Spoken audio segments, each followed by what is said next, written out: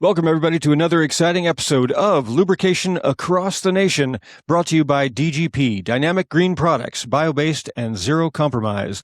You can find out more information about all of their products at changeYourOil.com. Today, I have a very special guest with me. You know him, you love him, you've seen his work. It is none other than Cody Stosz. That's right, Kodiak Carving. Welcome, sir. Welcome. Thanks for having me. So you are out in the hinterlands of Massachusetts? Yes, And yeah. have you, for those God's land. right, for those who have followed our Instagram and our trip, they may have seen you, when we stopped by to see you on that trip. But They might have seen my box. There's some folks who have not. So just to catch everybody up to speed, you are you originally from Massachusetts? I'm originally from about 100 feet over that way, a house next door. So yeah, I haven't made it There's a very house. far. You're pointing like it was like a manger or something. Oh yeah, right over there. Yeah, parents still live there. Blessed. Awesome. So so obviously you love it because you're still there. Yeah, I've been to 47 other states, all except for Scott, Texas, and Hawaii and Alaska. But yeah, I always ended up coming back here. I just everyone else is too nice. I don't trust them. Massachusetts, we're mean, and I know how to relate to that. Well, we're really mean. We'll help you out. We'll insult you while giving the shirt off our back. Yeah, you have to have both. I think you have to have both. You can't, otherwise, if it's just the shirt, then just keep coming. But, Wisconsin and Michigan area, they're like I didn't trust any of them. They were all so nice. This is true. Yeah. When we were doing our trip, when we went through Wisconsin, especially, it was like, I felt bad just asking for another cup of coffee because of how they responded. They're like, absolutely, yeah, we can do that. I'm like, whoa, calm down. They're saying bless you, but I felt like it was like they were also insulting me somehow at the same time. You never know. Bless you, honey. Yeah. You never know. And if you're watching this or listening to this and you're from Wisconsin, Michigan, that area, we love you. We love you. I have friends there. No, I literally love the people, but yeah, I don't trust you. So you are a chainsaw carver. How long have you been chainsaw carving? I've been carving with a chainsaw for 5 years, but carving, wood carving since I was little. My grandfather was a hand carver growing up, so every month he'd get, the next Wood Illustrated or whatever magazine, and he'd be working on a project, and I'd be hanging off his arm, while he's doing it. So yeah. Nice. Compressor running. So yeah, I'd be, I think the first bear I ever carved was out of soap when I was like 7 years old. So. Right on. Well, Yeah. So you, I mean, you just gravitated toward it and you've been doing it, but did you do anything with the wood carving back then as you were growing up, like selling anything, or was that not until carving? When I hit middle school, luckily my school was like nice with all the tech classes and we had wood carving. So in middle school, I was always in wood carving. So I did that for a couple of years, and then we hit high school, and the wood shop there, we had wood tech, wood furniture, bowl, and carving. So you could take 4 classes a day. And so I think my 11th grade year, I had 4 classes a day in a study hall. So I was in wood shop endlessly, just carving. I did a lot of relief carving, hand carving. I did some bowl work. But yeah, I was obsessed with carving. I was the kid when they did electives, they'd show the new students what you could do. I was the one up on stage. I'd be carving an eagle or something. And then high school ended and I was talking with my wood tech teacher because I always wanted to pursue it. And I was like, what can I do in this field? And he's like, the only thing I've ever made money on is sign work. And it's so piecemeal. You'll get one big sign job. You might make some money off of that, but it's not going to feed you for the whole year. Businesses aren't looking for that endlessly, and there's a lot of them out there. So I went into construction. My family ran a construction business. So general contracting, roofing, and I became a hoisting operator. I was a machinery runner in historic renovation for I've done Capitol buildings and restoring national monuments and stuff like that. But yeah, carving. So still artistic. Yeah. Carving was Yeah. always like a hobby at nighttime after work was over. Right on. What drove you? What drove you to the chainsaw? I mean, were you versed in chainsaws prior to having been, living up where you So live, or no? the first time I ever used a chainsaw was to carve my first bear, actually, and that was 5 years ago. So we had a really crappy pool sitting in the garage, probably like, old watery gas in it. And I had seen on YouTube, there was another chainsaw carver from Massachusetts. His name's Ken Packey, and he'd put out a little mini documentary called Sawdust. It was probably like 2 minutes long, and just about him being a full-time carver. And me and my wife watched it together. And, I'd done before that, I used to stream on Twitch way back, and do like clay sculpting and stuff. And I'd Okay. always been interested in art and stuff, and wanted to make a career of it. But it's really hard to do that. And as soon as we saw this, I was like, oh my god, we've been trying to figure out how can we end construction and work from home. And, I've got right now I've got 4 kids. We had 3 kids at the time. COVID hit, so everything kind of shut down. And I found this video, and I was like, oh my god. Like, why didn't we think of this? We'd watched Saw Dogs before. It was a TV show about chainsaw carvers, kind of like a reality. It wasn't the best show. It was cool, but Right. Right. it never clicked with me until I saw this guy who was maybe an hour away from me doing it full time. Yeah, so she was like, fix up this crappy saw and give it a shot. I couldn't get it working. I went out and spent like $350 on a new saw at Home Depot, a really crappy homeowner saw. And I carved my first bear. It was decent. It kind of pig like, but as soon as I finished it, I was like, this is it. I think within the month I was full time with Kodiak Carving. I went to buy another chainsaw on Craigslist, and someone was looking for an artist to carve a big 10-foot oak in their yard. And I contacted them. I was like, this is the bear. This is my last bear. This is kind of my example of my work. And she was like, oh, great. It was $4,000. I was like, $4,000 is a lot of money. I went out and tackled that. And then after that, it was really slow, for the first year, picking up jobs off a Facebook marketplace, like here and there. Like, I was lucky enough to where the job would, like, as soon as one was over, and I was like, oh my God, I have to go back to work. Another order would come in. And, I was up till like midnight making it work. But yeah, and it just built from there. You kind of put out your work and it snowballs. So I was super lucky. So you do obviously, Kodiak carving and bears. You said you carved a bear out of soap long ago, and then your first Yeah. carving here was a bear. What's the thing behind the bears?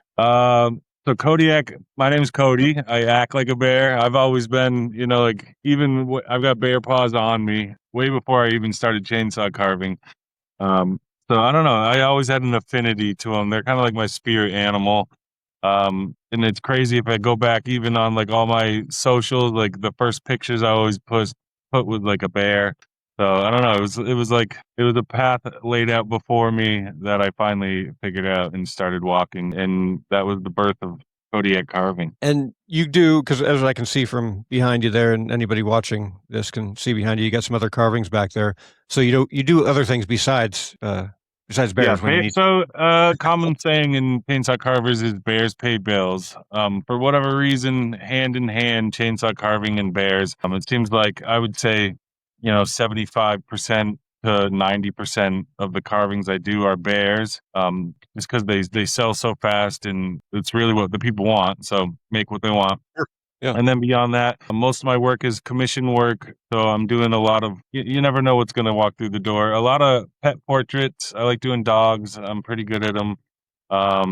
Humans I can do. I've got a upcoming human memorial next week for a young guy who died. So anything though. I've had some weird stuff. I've had some cool stuff. Smokey the Bear. Mascots for teams. A paddle for hazing new sorority kids. So By you never hazing know. folks, you It mean keeps welcome. you on your toes for sure. Yeah. Um, the orders that come in, they're always interesting. It's a fun. I always like puzzles and stuff. So it's a cool career. Glad to have clients who support it. So what's the most challenging thing you've carved thus I far? think mascots are like cartoon Simple shapes are with a bear you can hide a lot within the anatomy. When you're doing something like I've done Eeyore and Piglet and Pigger, you got to nail those simple shapes. Like carving a circle for a lot of people is really hard. I really enjoy it. I can roll those around in my head pretty easily. But yeah, when you go to I think the hardest I can ever think of, I did a mascot for the oldest barracks in America. It was like a screaming badger. So that one stands out as hard in my memory. I think I cut his head off and redid it. It was and then Sparky, it was I think like Arizona mascot. He's like a devil. That one Okay. really too. It was Oh, like, right. Yeah, nah, yeah. that'll take me a couple days. I think it took me like 2 weeks. It was like so highly sanded, and I had to figure out all the painting on it. So yeah, it's usually the ones that you don't expect will catch you off guard.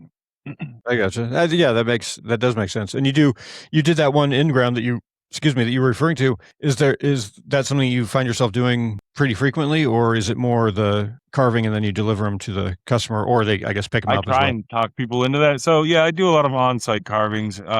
With on-sites, you never know what species you're gonna get. So a lot of the time, people reach out to me and it'll be like a sugar maple, and I really try and talk them out of that because those they're so full of their namesake. They're so full of sugar that they survive outside for all of like 5 to 10 years if you're lucky. I mean, you can seal them up. I do a lot of stuff to prevent them from rotting. You cut it when it's an on-site stump. They're all like, oh, I love that it's still in the ground. I'll still cut it free. I'll leave it on like a few, Okay. like some Okay. feet. But if you leave it in the ground like that, it's a bunch of straws sitting in a puddle basically. So it's sucking water up into it still, even though it's dead, and the tree's gonna rot from the inside out. So yeah, I'll end up cutting it loose for them anyways, just to prevent that. If when the stump is inevitably gonna rot out, you can cut it free, and then you have a carving to keep. Gotcha. So yeah, if I can talk them into it, it's definitely wiser to carve it here in my shop out of a nice piece of wood that we know is solid. I can remove all the sapwood on, come and install it on your stump if you really want to use it as a pedestal. But yeah, I do go out and carve them there too. It's more expensive for them. I've got to pack up my whole shop, go out to them, and then you have to deal with stuff like who knows what's in this tree. Usually, if it's in a yard, I'm hitting nails. I'm bringing a metal detector. Someone's hung a birdhouse on it or a clothesline. Oh, Or sure. Yeah. you open it up and it's hollow. There's just a bunch of issues with on site. I'm driving 2 hours away. So yeah, if I can talk them into it, do it here, bring it to you. What kind of conversations do you have with folks typically on, longevity of that piece and everything? I mean, I know it's kind of hard depending on the wood and where they live and everything, but what's that conversation like to kind of cover you for that, that back end of it? Well, I always guarantee it's gonna crack, which is unfortunate. Like I spend, there's probably like 2 or 3 weeks here on this totem and refine it and everything. It's gonna crack. That's just the nature of the beast when you're working with the whole log. Outdoors, you can is it's kind of up to the customer. Just like with a deck project, you're supposed to annually seal it, and if the customer's on top of it, it's gonna last a lifetime really. If you're sealing it up and protecting it from the UV and the water, the carving's gonna be good.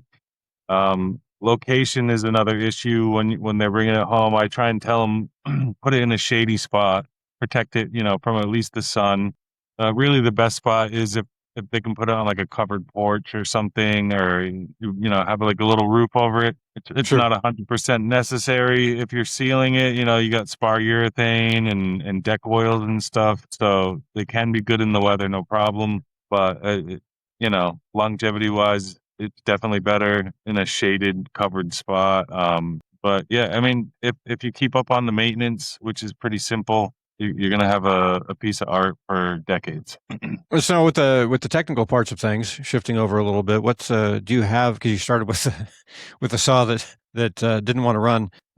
Do you have a favorite brand of saw that you use for carving? Because I know carvers tend to have like they kind of get one brand and they stick with it. Yeah, so I started out with Echo, because again, I started just out of the dark. I didn't know what I was doing. Echoes, the great saws. So if I was to compare them all, an Echo is like a Ford work truck. It does the work, it chugs along, and then you start moving up to the husks, the pro husks and the stills, and they're more like Bugattis and like sports cars. Yeah. You're gonna pay for them, but they do put in more work. Currently, I'm on the Husqvarna XP series. Okay. I've got the 540. I just got a 550, and I got the 564. And I like I said, I was all Echo before this. I probably have like 14 Echoes hanging in my shop right now. And my friend was like, I had a big fair coming up. He's like, just buy this 540 XP. It's this tiny little husky saw. And I was like, all right. I went out and bought it for the fair. And I was like, oh no, like expensive little saw. Time to And shift. it opened the door to, yeah, I was like, all right, I want a Bugatti. I do this full time. It's Yeah. time to upgrade. Is that the So same with the bar? Who do you use for bars? for bars, so with the Huskies that I'm running right now, mainly all stock because I'm using Okay. them for blocking out shaping and bigger furring and stuff. And then once I'm done with all that and I go to detailing, I switch over to still. They have a great battery series. I'm using the MSA 70. Yeah, they've got little, like, no vibration, can detail really well. I've got a little tiny, like, pinky sized bar on there. So once all the big blocking and all of the bulk work is done, that's when I'm switching over is to the very fine detailed saws with the feather touch. So if someone's watching this and they're curious about it and they've kind of thought like maybe I should give that a try, what would your recommendation be for someone who's never carved before? Well, never chainsaw carved before. I should make that specification. And Well, if wants to they get have into a it. saw in their garage, like I said, I started with a really crappy Husqvarna Home Depot homeowner saw that was like $300. And I think I used it maybe like 4 carvings before I was like, all right, this thing's no good. But, at least take what you've got and can afford at the time to give it a shot. Like, make a few things with it, make your mistakes with this, homeowner saw or whatever you can afford, and see if you even like it, before you're dumping onto these pro series saws. But if you do make a few and you really love it, I would invest in a nice saw, whatever you can afford, just because the Pro Series, they have an anti-vibration system in them. So if you're running saws for hours and hours, you're not like you're gonna get nerve damage if you're running these crappy homeowner saws. So that's the biggest proponent I would say of using these pro saws is just the protection for yourself. Yeah, that's a solid point. Not a lot of people think about the nerve side of it, and Yeah, people are getting how that tennis elbow and they can't feel their hands after carving all day. That's I think that's the best part of the pro saws is just that anti-vibe tech in both the handles and all of their mounting. So Yeah, and that's something that can be said too for, people out there with the back and forth on, gas versus battery. But that's the other nice thing about battery too is that you don't have that vibration yeah, of batteries are going strong. slow. They're getting better. Like I've used the Greenworks now. Their Pro Series, they do work. The hog saw they have Yeah, that is hog saw is nice.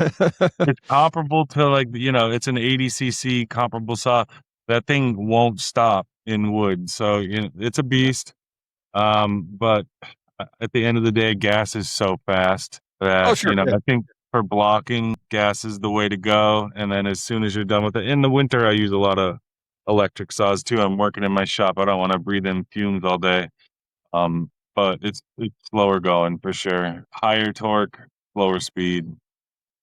Yeah, But yeah. that makes sense. So do you as you've been when you were, kind of new to it, coming into it, who were the carvers that like, was there a particular carver who had been around for like a million years that, like someone who's like a legendary point, like the Hoppy Quick type, carvers? Was there someone like that around that you kind of were like, okay, that person does like furring really well. And so like, I want to study that or how they do like the face of the bear. You know what I mean? Yeah, so definitely it was, like I said, that guy, he was an hour away from me, is Ken Packy. He'd been to Germany for the World Cup, Husky Cup. So when I started, he was the nearest thing to me. I reached out to him. I told him I was just getting started, and he let me. I came out. I brought like a freaking notepad, like a nerd. I was like, "What about finishing?" And he's like, "This is what I use." And I was like writing it all down. So I got a lot of insight from him. Nice. But at the time, it had blown up so much on Facebook. There was a bunch of groups, beginner chainsaw carvers groups, and just like niche chainsaw groups. So it was really easy to make a lot of friends. And also on YouTube at the time, there was so much information out. Um, from Ridgeway, they had a lot of seminars. They're like hour-long seminars from like world-class carvers on chainsaw sharpening, laying out a carving, like a competition, how to make a career out of it. So I would sit down every night after carving all day, and then spend like another 4 hours absorbing every little bit of knowledge I could on the subject. And I was also taking classes on clay sculpture, hand carving, anatomy. So the first couple years, it was like college. So I had low prices, and I kind of considered it both portfolio building and, I'm being paid to go to school to learn how to do this. Super Oh yeah. appreciative of everyone who supported, I didn't have a portfolio to show them at the time, and they went for me. They helped So you build that yeah, portfolio. yeah, exactly. When a bear would take me, a bear that should have, for the price I put, took me like an afternoon, took me like 4 days. I was like, all right, I'm putting in the work I need to build the knowledge I need. Well, and something that I've noticed too that it's kind of interesting because having been around, especially like Ridgeway, where there's just all kinds of different styles, different people, different levels, and everything in between. Kind of along the lines of almost like a tattoo artist, Yeah, where you've got these people who are they're just fresh, they're just getting into it, and yeah, their hourly rate's low because they're trying to build that, like you just said, yeah, portfolio. yeah, And then as they get exactly. more, Yeah. then that rate goes up. So when you're looking at those things, the I'm sure you have a kind of a price point in your head, but then what are some of the other factors that happen that, so you say, okay, I'd like to hit this hourly, but there's also these other factors I have to put into it. Yeah, so pricing is always the hardest question. You get better with it as you go on. You kind of know what it's going to take, what goes into it, what you're using for paint, what the time is going to be. But like I said, I'm 5 years in, so I still mess that up quite a bit. I like this totem back here. Yeah, I got a good price for it, sure, but after working on it for a few weeks, I was like, oh no. But I also do it for the love of the game, so happy to do it. New carvers will get on there. What is this worth? It's dependent on I've seen that a area, lot. Yeah. like area, skill level.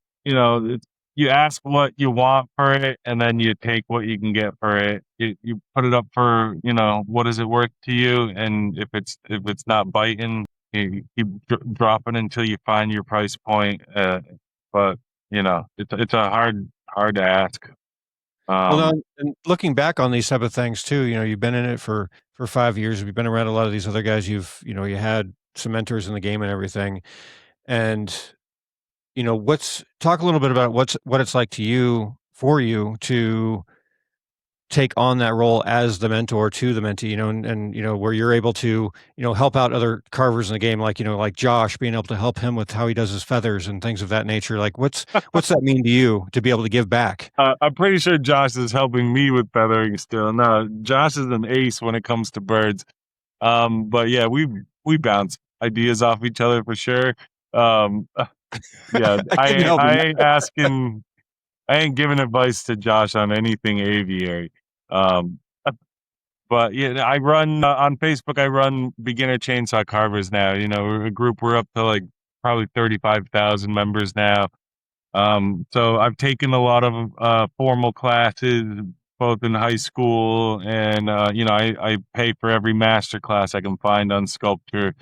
So I'm comfortable with teaching new carvers kind of how to wrap your head around the process. I come at it from both, a hand carver background where, they're laying it out in a block, So, usually they've got like a square and they're drawing on their two profiles and carving to meet that. That can help new carvers a lot. Yeah, I don't know. Even since I started with chainsaw carving, I was always open to teaching other new carvers. Probably I shouldn't have at the time. I didn't know what I was talking about, maybe, but coming into it with a background, like I said, of hand carving, always willing to Sure. share what information I know. Um, there is minimal gatekeeping within chainsaw carving. The few guys who do it, yeah, they're far and few between. I feel like everyone here is open to sharing our techniques. There's so much work out there that, we're happy and we're all friends with each other. We love getting together and bouncing these ideas off each other. It's really been growing the industry. Just a great, like everyone who I've met, we're usually friends. It's just a great community. Yeah, that's something that I definitely noticed at Ridgeway. I'd been to a few other spots where there was carvers, but not anything obviously on that scale where you have. It is still awesome to get together, and now we just kind of bounce information with each other. Now we've got, Facebook. We're Sure. always communicating with each other, so it's like an open forum every day. Yeah, and I mean, there's definitely though something to be said for in person. When you can really Yeah. like literally touch it. Yeah. Like Yeah. walk up and see those things, and that's something I noticed when I was at Ridgeway. Is the in the mornings, every morning, I'd get a cup of coffee and I'd just be kind of cruising around, just looking at stuff before things started, and it seemed to be like that was the time where everyone was going around and like, hey, how do you do this piece or how do you do that Exactly. head? That's the mecca for new carvers. It's Yeah. literally like the pilgrimage. Go there, ask your questions, absorb it like a sponge.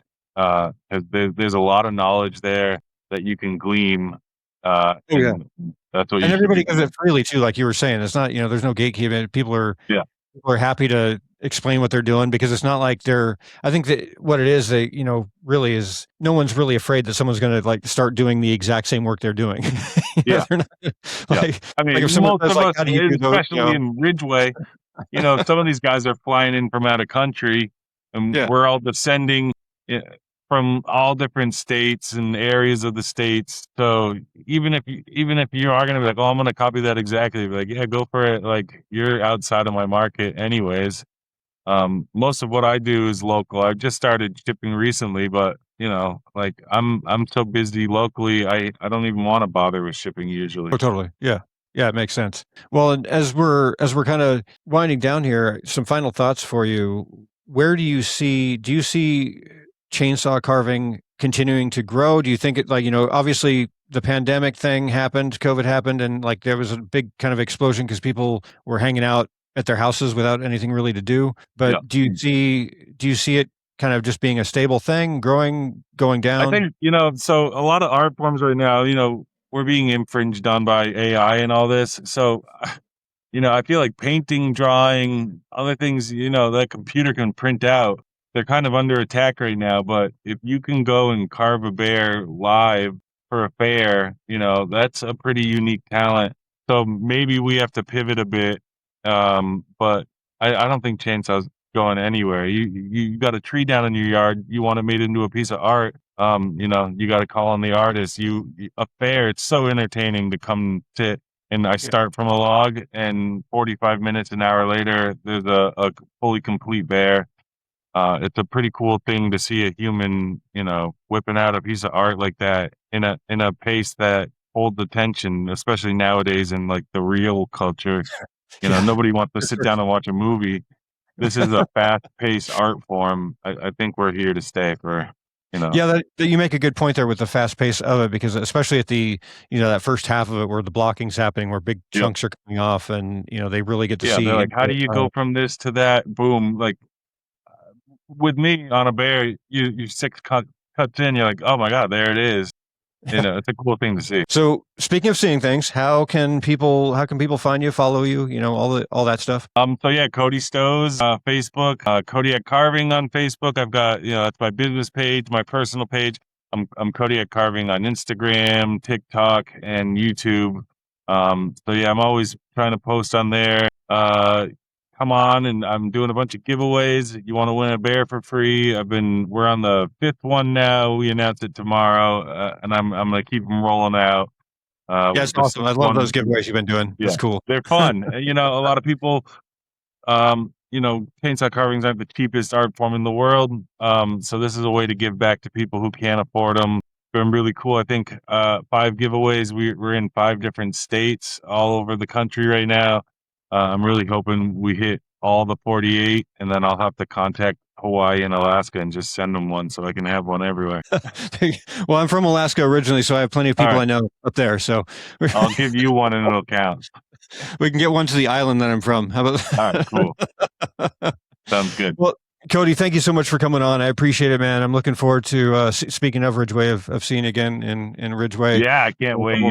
So going to be awesome. A yearly family gathering. Can't wait to see you, bud.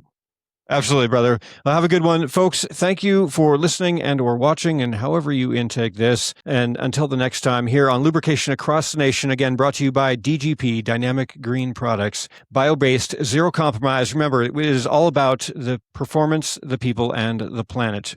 Find out more information at changeyourOil.com. Until then, we are out for the next time.